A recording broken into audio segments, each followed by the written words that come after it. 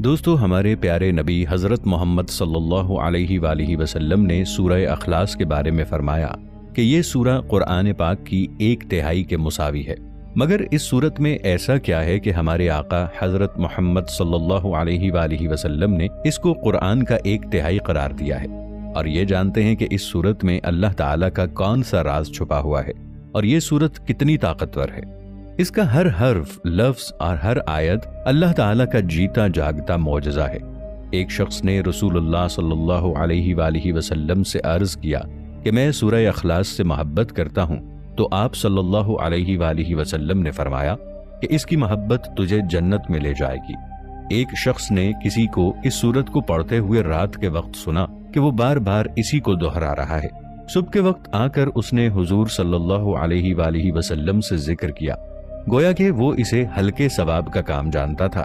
تو حضرت محمد صلی اللہ علیہ وآلہ وسلم نے فرمایا، اس کی قسم جس کے ہاتھ میں میری جان ہے، یہ سورت 1/3 قرآن کے برابر ہے۔ مسند احمد کی روایت میں ہے کہ حضرت ابو ایوب انصاری رضی اللہ تعالی عنہ نے فرمایا، کیا تم میں سے کسی کو یہ طاقت حاصل ہے کہ وہ ہر رات تیسرا حصہ قرآن کا پڑھ لیا کرے؟ صحابہ کرام رضوان اللہ علیہم اجمعین کہنے لگے کہ یہ کس سے ہو سکے گا؟ آپ نے فرمایا، سنو، قل هو اللہ 1/3 قرآن کے برابر ہے۔ اتنے میں رسول اللہ صلی اللہ علیہ وآلہ وسلم بھی تشریف لے آئے۔ حضرت محمد مصطفیٰ صلی اللہ تعالی علیہ وآلہ وسلم نے سن کر فرمایا، ابو ایوب سچ کہہ رہے ہیں۔ اسی طرح ایک مرتبہ حضرت محمد صلی اللہ علیہ وآلہ وسلم نے صحابہ کرام سے فرمایا کہ تم سب ایک ساتھ اکٹھے ہو جاؤ، میں تمہیں آج 1/3 قرآن سناؤں گا۔ صحابہ جمع ہو کر بیٹھ گئے۔ آپ صلی اللہ علیہ وآلہ وسلم گھر سے تشریف لائے اور سورہ قل هو اللہ احد کی تلاوت فرمائی اور پھر گھر تشریف لے گئے۔ اب صحابہ میں باتیں ہونے لگی کہ حضرت محمد صلی اللہ علیہ وآلہ وسلم نے تو یہ وعدہ کیا تھا کہ 1/3 قرآن سنائیں گے، شاید آسمان سے کوئی وحی آ گئی ہو۔ اتنے میں آپ صلی اللہ علیہ وآلہ وسلم پھر واپس تشریف لائے اور فرمایا، میں نے تم سے 1/3 قرآن سنانے کا وعدہ کیا تھا، سنو، یہ سورت 1/3 قرآن کے برابر ہے۔ صحیح مسلم میں ہے، حضرت ابو درداء رضی اللہ تعالی عنہ سے روایت ہے کہ رسول اللہ صلی اللہ علیہ وآلہ وسلم نے فرمایا، کیا تم اس سے عاجز ہو کہ ہر دن 1/3 قرآن شریف پڑھ لیا کرو؟ لوگوں نے کہا، حضور صلی اللہ علیہ وآلہ وسلم، ہم اس سے بہت عاجز اور بہت ضعیف ہیں۔ آپ صلی اللہ علیہ وآلہ وسلم نے فرمایا، سنو، اللہ تعالیٰ نے قرآن کے 3 حصے کیے ہیں، قل هو اللہ احد تیسرا حصہ ہے۔ مسند احمد کی ایک روایت میں ہے کہ رسول اللہ صلی اللہ علیہ وآلہ وسلم فرماتے ہیں، جو شخص اس پوری سورت کو 10 مرتبہ پڑھ لے گا، اللہ تعالیٰ اس کے لیے جنت میں ایک محل تعمیر کرے گا۔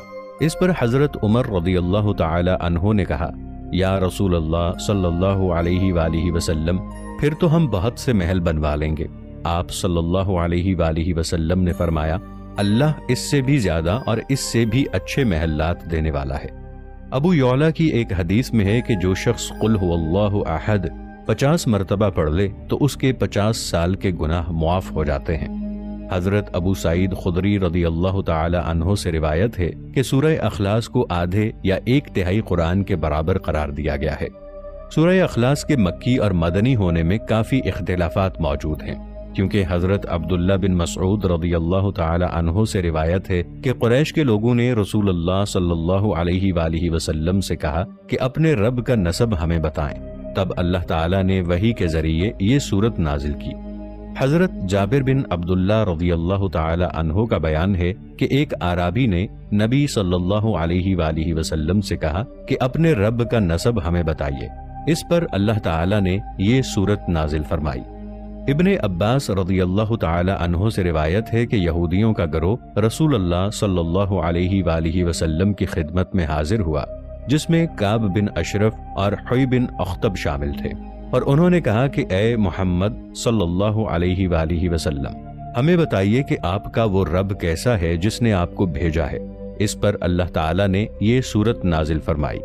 حضرت انس رضی اللہ تعالی عنہ کا بیان ہے کہ خیبر کے کچھ یہودی رسول اللہ صلی اللہ علیہ وآلہ وسلم کی خدمت میں حاضر ہوئے اور انہوں نے کہا، اے ابو القاسم صلی اللہ تعالی علیہ وآلہ وسلم، فرشتوں کو اللہ نے نور سے آدم علیہ السلام کو مٹی سے، ابلیس کو آگ کے شعلے سے، آسمان کو دھوئیں سے اور زمین کو پانی کی جھاگ سے بنایا۔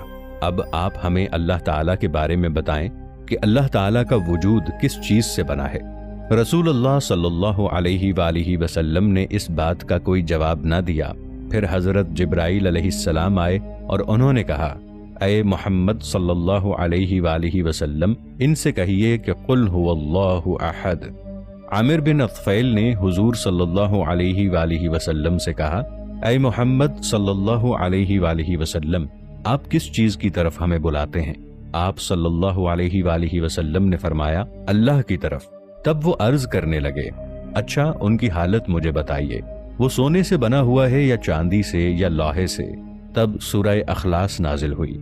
ضحاک، قتادہ اور مقاتل کا بیان ہے کہ یہودیوں کے کچھ علماء حضور صلی اللہ علیہ وآلہ وسلم کے پاس آئے اور انہوں نے کہا، اے محمد صلی اللہ علیہ وآلہ وسلم، اپنے رب کی کیفیت ہمیں بتائیے، شاید کہ ہم آپ صلی اللہ علیہ وآلہ وسلم پر ایمان لے آئیں۔ اللہ نے اپنی صفت تورات میں نازل کی ہے، آپ بتائیے کہ وہ کس چیز سے بنا ہے، کس جنس سے ہے؟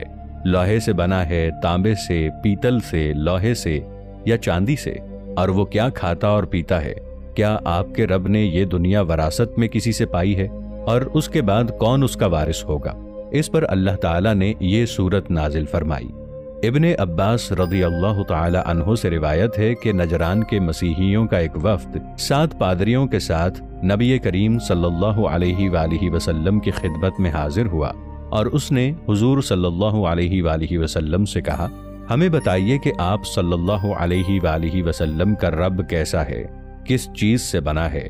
آپ صلی اللہ علیہ وآلہ وسلم نے فرمایا، میرا رب کسی چیز سے نہیں بنا، وہ تمام اشیاء سے جدا اور بالا تر ہے۔ اس پر اللہ تعالیٰ نے یہ سورت نازل فرمائی۔ ان روایات سے معلوم ہوتا ہے کہ مختلف مواقع پر مختلف لوگوں نے رسول اللہ صلی اللہ علیہ وآلہ وسلم سے اس معبود کی ماہیت اور کیفیت دریافت کی تھی جس کی بندگی اور عبادت کی طرف آپ صلی اللہ علیہ وآلہ وسلم لوگوں کو دعوت دے رہے تھے، اور ہر موقع پر آپ نے اللہ تعالیٰ کے حکم سے ان کو جواب دینے کے لیے یہی سورت نازل ہوئی۔ اس کے بعد مدینہ منورہ میں یہودیوں نے، کبھی مسیحیوں نے اور کبھی عرب کے دوسرے لوگوں نے حضور صلی اللہ علیہ وآلہ وسلم سے اسی نوعیت کے سوال کیے، اور ہر مرتبہ اللہ تعالیٰ کی طرف سے اشارہ ہوا کہ جواب میں سورہ اخلاص آپ ان کو سنا دیجئے۔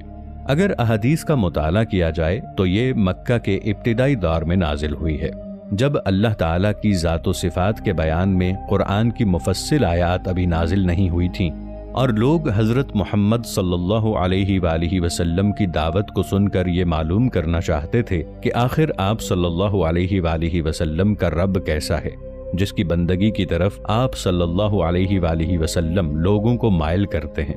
اس کے بالکل ابتدائی دور کی نازل شدہ صورت ہونے کا ایک ثبوت یہ بھی ہے کہ مکے میں جب حضرت بلال حبشی رضی اللہ تعالی عنہ کا آقا امیہ بن خلف ان کو دھوپ میں تپتی ہوئی ریت میں لٹا کر ایک بڑا سا پتھر ان کی چھاتی پر رکھ دیتا تھا تو وہ احد احد پکارتے تھے۔